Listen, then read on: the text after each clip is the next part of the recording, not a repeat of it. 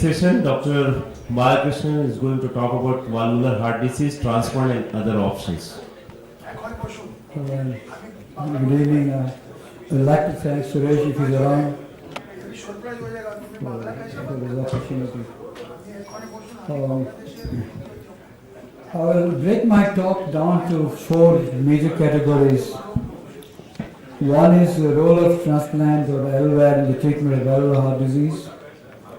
The second, even more important thing is the effect of valvular heart disease on LVAD therapy. Increasingly, it's becoming more and more important because as LVADs penetrate our practice. How should we deal with the various valvular lesions in those patients? And there's this whole range of discussions possible and avenues for future research. And a third important topic is when you start doing more and more transplants, you come across donor hearts which have valvular disease, and how do you tackle it? Can you accept them? What kind of valvular disease in a donor heart is acceptable? And finally, what happens after transplantation? You get valvular heart disease, including in our own series, and I shall discuss briefly. So I'll break it down to each valve separately. Mitral regurgitation is a very common complement in ischemic and dilated cardiomyopathy. And in our own series of 164 transplants, almost 60% of patients have varying degrees of mitral incompetence. So I shall not go here into viability and which patient can be treated with mitral repair alone and which needs a transplant, because that is a separate topic. A lot of times this mitral incompetence is because of annular dilatation. Degree of MR can have an impact on the pulmonary vascular resistance. In our series, 8 patients coming for transplant had previous mitral repair or replacement, 3 of them within the previous 2 months, in fact. This is an important question because as you start putting more VADs, the question of should we address mitral regurgitation in patients coming for an LVAD becomes a very crucial question to answer.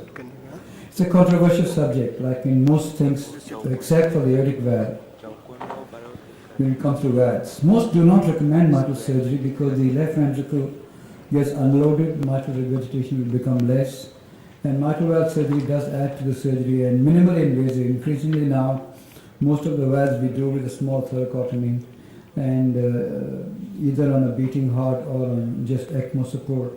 And if you're going to address the mitral valve, those things are not possible. But 2 recent publications, JACC Heart Failure of this month, addressed the confusion in this area, importance of mitral regurgitation in patients with LVADs. The one article says concomitant mitral surgery has a higher trend towards early mortality as compared to tricuspid aortic valve surgery. IACT as of date does not recommend routine mitral valve surgery during LVAD implant. In fact, there are reports of a better long-term survival in patients with severe MR pre-implant and larger LV, left ventricular end-diastolic volume with LV remodeling. Uncorrected preoperative mitral valve regurgitation is not associated with adverse outcomes after continuous flow LVADs. But this month's JACC Heart Failure has looked at it from a different context, significance of residual MR after continuous flow LVADs. And they think that in some patients, in large meta-analysis, it leads to a significant MR post-VAD implant leads to larger RV dimensions, both RV function. They have a higher PA pressure and higher PVR, and a shorter time to hospitalization after LVAD implant and death. Mitral stenosis needs to be addressed because it affects the preload to the LVAD, and there's no question, but fortunately, mitral stenotic patients coming for a VAD are very uncommon. Our own experience with a VAD in a patient with MR has been only 3, but this particular patient, in 2 of them we repaired the valve. In this patient we left it alone, and he's now 4 years post HeartMate 2 implant. He's gained 25 kg in weight, is asymptomatic. The LV function has not improved, and the MR grade is the same. It's a more question whether his LV function would have been better if he had fixed the MV mitral valve or not. It's hard to answer that. Mitral regurgitation, the donor heart, is actually surprisingly common. We see it in almost 40% of patients up to grade 2. Grading is not easy because a lot of these assessments are done in the middle of the night using suboptimal echo probes or esophageal probes. Very often this is because of increased afterload of the donor heart from vasopressin and norepinephrine, and it disappears in the recipient. Sometimes the mismatch in the atrial size between the donor and recipient can have complex repercussions on the mitral valve. In 2 patients we had mitral valve prolapse as the cause of the MR, and in those 2 patients we repaired the valve in the explanted heart. It's easy to do. The left atrium is open. All the 4 pulmonary veins have been transected, so it's actually quite easy to repair the mitral valve. And then we put it in, and the mitral regurgitation had disappeared in the recipient. New onset mitral regurgitation in the recipient could be an early sign of rejection in the absence of any other reason. 6 months or 1 year down the line, sudden onset of MR should make you suspect incipient rejection, and then we do a donor-specific antibody right away. We also had 2 instances where there was a late onset mitral regurgitation due to endocarditis. This has to be treated as a de novo endocarditis and on its own merit, and may need a valve replacement. This is a much more complicated subject, tricuspid regurgitation, as I think Dr. Kaushal Pandey addressed. It unfortunately doesn't get the attention it deserves, and as a consequence a lot of morbidity and mortality which could be avoided continues to happen.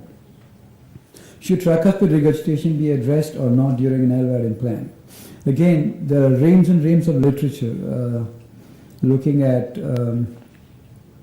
2 groups. One group says it should be repaired, the other it shouldn't, because the problem is tricuspid regurgitation is also intimately wedded to the right ventricular function, and right ventricular function is intimately wedded to the volume status of the patient.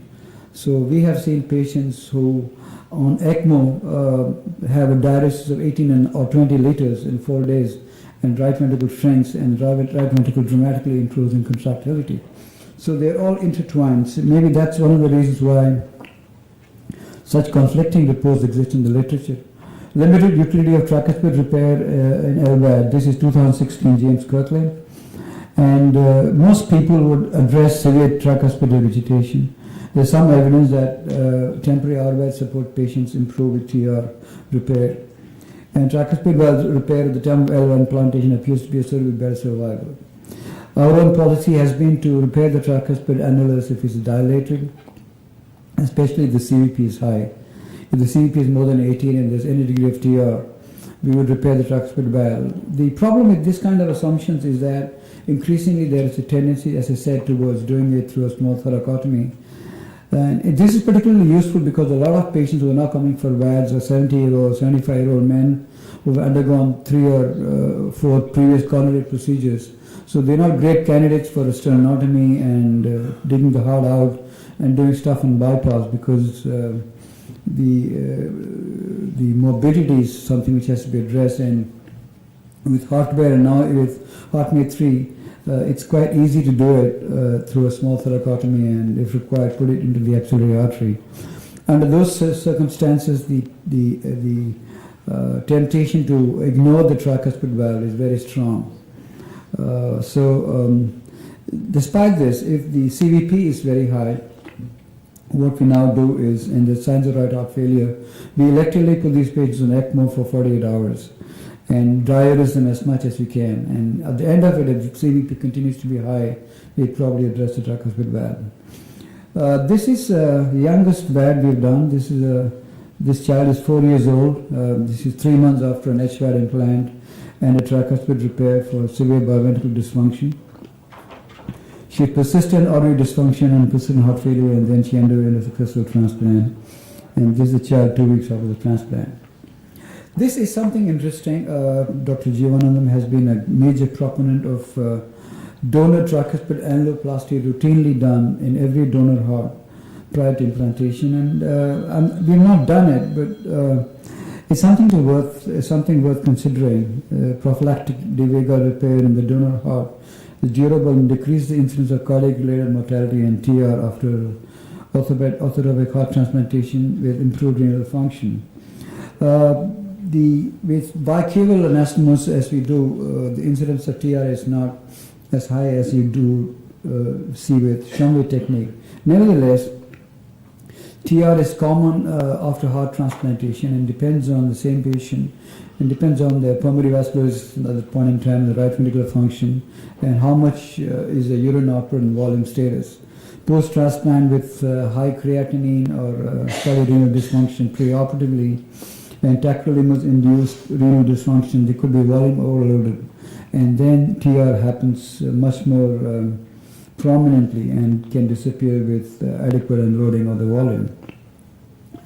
We had one patient, again I stress this to highlight the complexity of this whole donor heart evaluation, because you have to understand that 95% of donors we see in this country are traumatic road accidents.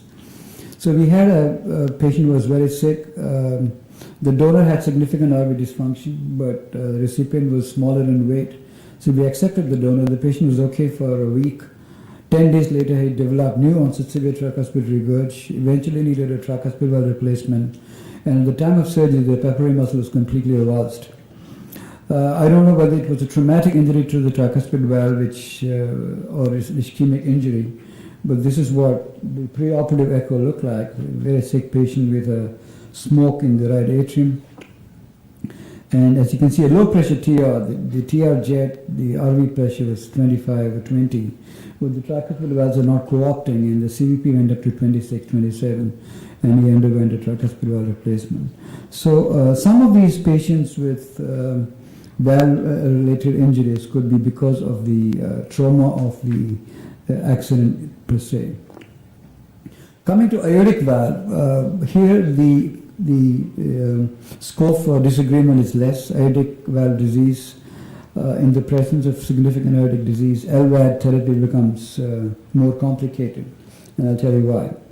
This is a patient with severe aortic stenosis. He was presenting cardiogenic shock, blood pressure of 75, no urine output, and we went and put in a VAD into him, and heart rate 2. 4 years later, the ventricular function is normal. So the question now arises as to whether we should go back and change the aortic valve. We discussed the catheter valve replacement, but he's 60 years old. He's got a long life ahead, and TAVR, by and large, I'm not sure, has been shown to function for 20 years. So the three options we had was to continue to ride this for as long as we can, do a TAVR, or go and change surgically the aortic valve and take off the VAD. At this point in time, we are undecided. But the ventricular function is totally recovered. So as conventional wisdom has always suggested, aortic stenosis by and large recovers. The problem is early mortality. When VADs become more affordable for the whole population, this might actually take away the confusion, because any patient with significant ventricular dysfunction, you could probably change the valve, put in a VAD electively, and then look at taking it out in the next few months. He's going 4 months, 4 years down the line, but still has on and off driveline infection. Aortic incompetence and needs to be addressed because it's a wasted circulation. Aortic incompetence always gets worse with VADs because the high mean pressures in the aorta and low LV pressures because of the VAD sucking away the blood means that the transaortic gradient is high. The three methods in which this can be addressed is: one is repair, replace, or aortic valve closure, as been advocated by Dembitsky, and each one has its own strong proponents. Aortic valve repair can be fairly durable. This is a patient, we had done an aortic valve repair 4 years earlier doing a VAD implant, and he came back for a VAD for a transplant because of driveline infection, which was difficult to treat. We had 4 surgeries for the driveline infection, including plastic surgery, reconstruction, and became a mess, and eventually we transplanted him. And as you can see, the repair itself is quite durable. New onset aortic incompetence is very common in VADs, and again, it's because of the difference in pressure between the aortic side and the left ventricular side. It's been recognized in the literature. So we started looking at the mechanism of this and other things. I did a study with the Indian Institute of Technology, the Mechanical Engineering Group, and we published this. This came out in the March-April issue of the American Society of Artificial Internal Organs as an original article. And you have to patiently look at the three slits. Even with the low pulsatility that you get in a VAD, you can see that as the pressure increases, the aortic root dilates, and the slits in the aortic valve widen, and that's the reason why you get the blood leak. We showed in this simulation that even if you made a small 2 millimeter hole in the aortic cusp, you get almost 20% leak through the aortic valve because of the difference in pressure. As you can see, the gap widens. It's one of the important mechanisms by which you get aortic incompetence and continuous flow VADs. It's a constant pressure throughout the cardiac cycle, unlike pulsatile pumps where the duration is much shorter. So we, as a matter of interest, this study was actually primarily designed to look at the difference in stroke rates between HeartMate 2 and HeartWare. And I'm not going to the findings of the study here, but what's of interest for this particular talk is we looked at the impact of aortic incompetence in cerebral blood flow. You would think it's a strange association. What has cerebral blood flow got to the aortic incompetence? In fact, there are only two papers which have looked at cerebral blood flow in de novo aortic incompetence, and both of them have shown a significant drop. What we showed here was, in both the pumps, HeartMate 2 and HeartWare, there's a significant drop in cerebral blood flow, especially in the innominate artery, with the onset of aortic incompetence. And in some situations, the drop in cerebral flow or the innominate artery flow is up to 60%. It's far out of proportion to the degree of aortic leak. Now, this is nothing to do with bad. It could as easily apply to routine cardiac pulmonary bypass. This is an example. This is a patient with, after this study, I started looking at cerebral blood flow more seriously in a routine cardiac surgery. Pulmonary atresia and mild aortic incompetence. I'm sure you guys must be seeing this every day. Dilated aorta on a 10-year-old boy. This kind of aortic incompetence we would not even worry about, except from the point of view of the ventricular distension. And as you would normally do, this boy, we did the distal conduit anastomosis as the heart was being cooled. The heart fibrillated, so we had put in a vent into the left ventricle, or through the right superior vein. So the main pressure was maintained, the heart was not distended, so there's no reason to suppose that we are in any kind of trouble. But on the basis of this, when we started looking at cerebral oximetry, as you can see, there's a dramatic fall in the cerebral oximetry as soon as the heart fibrillated. And the moment we cross-clamped the aorta, it improved. So there is a physical basis to this experimental study that cerebral blood flow could drop with the degree of with aortic incompetence on a bypass conditions. And sometimes I think that some of the patients with neurological injury that we see could be because of unrecognized aortic incompetence at the time of cardiac pulmonary bypass. So is onset of aortic incompetence a risk factor for stroke? I don't know. Our first patient that we put in a VAD 5 years ago was doing very well, then developed AI and then developed a stroke. So maybe it may not be. So in the last IACT meeting, Dr. James Kirkland met me after he had read this. So they're starting a large analysis of their own database, looking at whether they can come to any conclusion on the basis of this study whether aortic incompetence is in fact a risk factor for stroke and continuous flow VADs. The obvious question it raises is Lavare cycle, which is now currently available only in HeartWare pumps and not FDA approved, but it's certainly approved for use in our country, where the Lavare cycle would prevent the onset of aortic incompetence, because for those of you, I don't see students, so I don't need to mention this, but every minute the pump stops briefly so that the native aortic valve ejects, so the aortic incompetence hopefully does not develop. And finally, previous congenital heart surgery and commonest being a failed Fontaine are now increasingly forming an important part of transplantation programs, including in our own cities. And there's a large segment of such patients who might need a transplant. According to studies, 50% of Norwood repaired patients would eventually need a transplant. So it's a huge number. The three major causes are increased PVR leading to protein-leasing enteropathy, ventricular dysfunction of a single functional ventricle, right or left, and varying degrees of AV valve regurgitation or combinations thereof. In our own cities, we have done 7 transplants for this subset, 5 for failing Fontaines / bidirectional gland with high PVR. 3 had severe AV valve regurgitation, 1 had bilateral SVC, and 1 had a huge aneurysm of the SVCP and anastomosis. There's one patient with an isomeric heart with the TAPVR and severe AV valve leak. So we took a small patch of the atrial tissue and repaired the TAPVR and constructed a new pulmonary vein and then did the transplant. And there's one child with complex DORV with aneurysm resection, AV valve leak. All these patients have survived and done very well. So in conclusion, evaluation and management of significant valve pathology in the setting of LVAS in donors and recipient heart continues to evolve and is a work in progress. And more research is needed to understand and prevent aortic pathology in the setting of continuous flow VATs. Thank you. Thank you very much, Dr. Bala.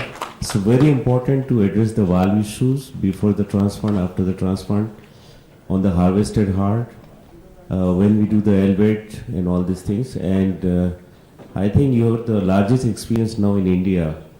And as I mentioned in my presentation also, 6 to 7% of the patient now with terminal stage D heart failure in rheumatic heart disease are going to come for the transplant. And the reason is probably late presentation, late operation. What do you think when there is a residual pulmonary hypertension and you do the transplant? Up to what PVR you accept these patients? It's a difficult question. Our own approach to PVR has been threefold. One is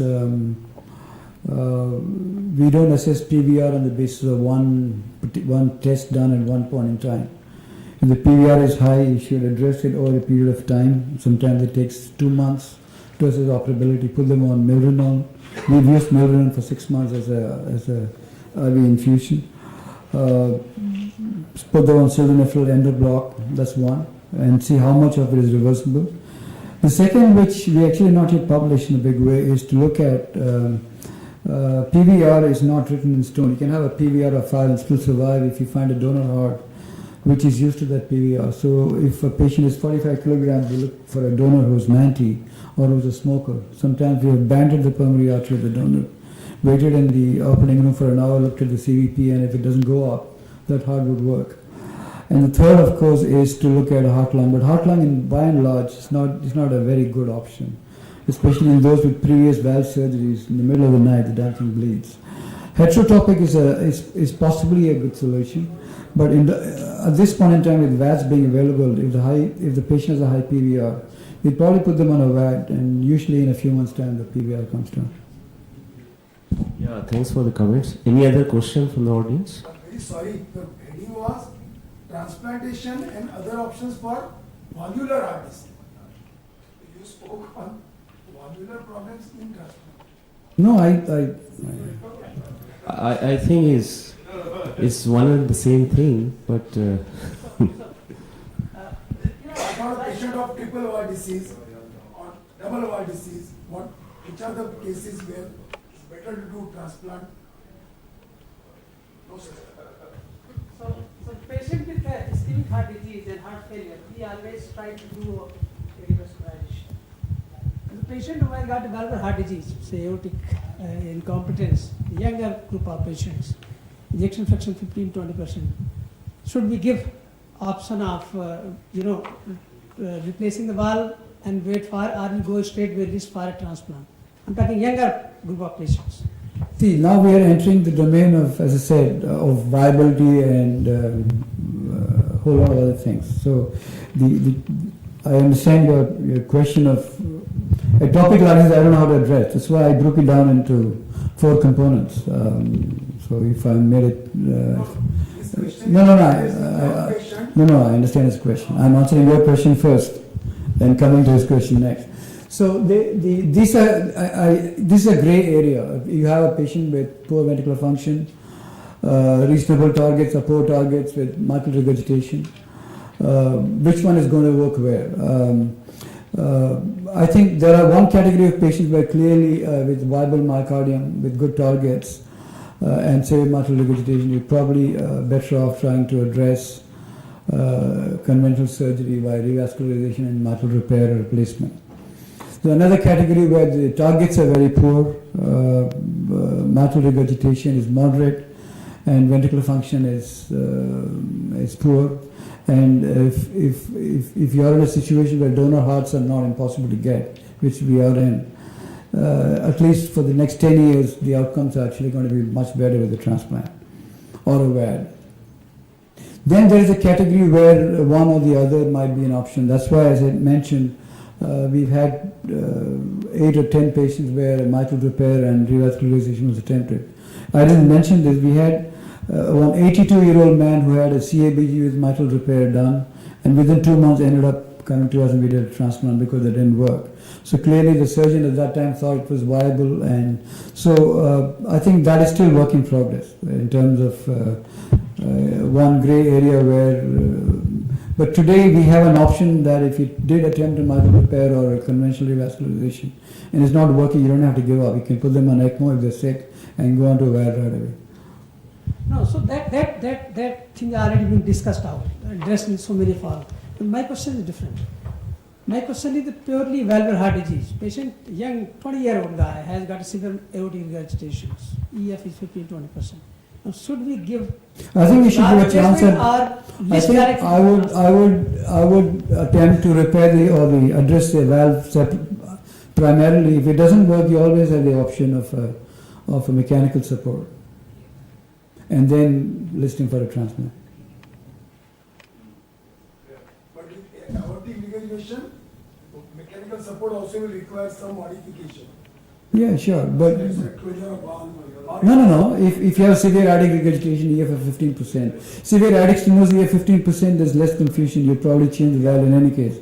Aortic regurgitation, you don't know whether it will work or not work. But today, compared to 5 years ago, even with the CentriMag, you can be much more aggressive. Go and change the valve. If you, at the end of the operation or the next 2 days, if the LA pressures are high, go ahead and put in a CentriMag, and we have supported on CentriMag for 3 months. In 3 months in this country, you will find a heart, somewhere or the other.